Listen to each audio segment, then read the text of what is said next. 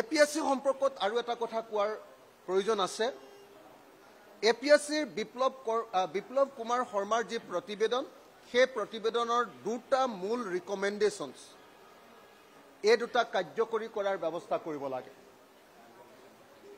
ৰাকেশ পালৰ দিনত হোৱা এপইণ্টমেণ্ট CCE 2013 আৰু CCE 2014 আৰু অন্যান্য যিবিলাক নিয়োগ, সেই নিয়োগবিলাক সামগ্ৰিকভাৱে বাতিল কৰাৰ ব্যৱস্থা গ্ৰহণ কৰিব লাগে। এটোৱে হ'ল বিপ্লৱ কুমাৰ শৰ্মাৰ প্ৰতিবেদনৰ মূল কথা। গতিকে বেলেগ চালেবোৰে ক'ব কথা আমাক নালাগে। মূল কথাটো হ'ল যে ৰাকেশ কুমাৰ পালৰ দিনত নিযুক্তি পোৱা সকলো বিষয়াক তেওঁলোকৰ নিযুক্তি বাতিল কৰা হ'ব নে নহ'ব, এইটো বিধানসভাত সিদ্ধান্ত ল'ব লাগে। যদি বাতিল কৰা নহয়, তেতিয়াহ'লে জানিব যে বিজেপিৰ মুখ্যমন্ত্ৰী জড়িত থকাৰ কাৰণে তেওঁলোকক বাতিল কৰিব খোজা নাই। হিমন্ত বিশ্ব শৰ্মা নিজে জড়িত থকাৰ কাৰণে তেওঁলোকক বাতিল কৰিব খোজা নাই। আৰু দ্বিতীয় বস্তুটো হ'ল যে তেওঁলোকৰ যিবিলাকে এই গোটেই কাণ্ডটো কৰিলে, যিবিলাক পলিটিচিয়ান জড়িত, মই আগেও কৈছোঁ, কালিও কৈছোঁ যে এই কেলেংকাৰীত হিমন্ত বিশ্ব শৰ্মা জড়িত, এই কেলেংকাৰীত তৰুণ গগৈ ডাঙৰীয়া জড়িত, এই কেলেংকাৰীত গৌতম ৰয় ডাঙৰীয়া জড়িত, এই কেলেংকাৰীত আৰু কেবিনেট মন্ত্ৰী জড়িত সেই সময়ৰ কংগ্ৰেছৰ।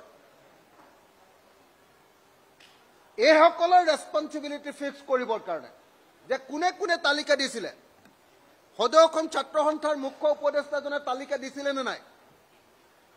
অমুজ্জ্বল কুমাৰ ভট্টাচাৰ্য কাৰ কাৰ চুপাৰিচৰ ভিত্তিত চাকৰি দিয়া কৈছিলে,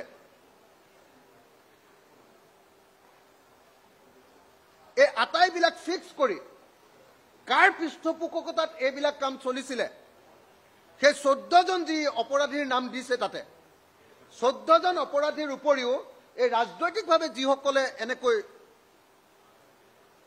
পৃষ্ঠপোষকতা কৰিছিলে, গুৰুজ্যোতি দাসৰ নিচিনা মানুহবিলাককে ধৰি হিমন্ত বিশ্ব শৰ্মা, তৰুণ গগৈ, গৌতম ৰয়, অজন্তা নেওগৰ নামো ওলাইছে। মই অজন্তা নেওগৰ বিষয়টো নাজানো বাৰু, মিছাকৈ লাভ নাই। মই যেতিয়া অনুসন্ধান কৰিছিলোঁ সেই সম্পৰ্কে জনা নাছিলোঁ। হ'ব পাৰে কালি ভূপেন বৰা ডাঙৰীয়াই কৈছে যে অজন্তা নেওগৰ তাত জড়িত। আৰু এজন কেবিনেট মন্ত্ৰী জড়িত আছিলে কংগ্ৰেছৰ দিনৰ, আমি সকলোৱে জানো। গতিকে মই সকলোকে আহ্বান জনাওঁ যে CBI তদন্ত কৰি সেই গোটেই পলিটিচিয়ানবিলাক যিবিলাকে এই কামটো কৰিছিলে সকলোকে গ্ৰেপ্তাৰ কৰাৰ ব্যৱস্থা গ্ৰহণ কৰিব লাগে। গতিকে বিপ্লৱ কুমাৰ শৰ্মাৰ APSCৰ যি ৰিপৰ্ট, এই ৰিপৰ্টক এনেকৈ হুলস্থুল কৰি নাইকিয়া কৰি দিব নোৱাৰি। গতিকে বিপ্লৱ কুমাৰ শৰ্মাৰ ৰিপৰ্টৰ ভিত্তিত ৰাকেশ পালৰ দিনত হোৱা সকলো নিযুক্তি বাতিল কৰা আৰু যিবিলাকে এই কামটো কৰিছিলে, এই গোটেই কেলেংকাৰীটোত আৰু যিবিলাক পলিটিচিয়ান জড়িত আছিলে, সকলোকে শাস্তিমূলক ব্যৱস্থা গ্ৰহণ কৰিবৰ কাৰণে ব্যৱস্থা গ্ৰহণ কৰিব লাগে। ধন্যবাদ।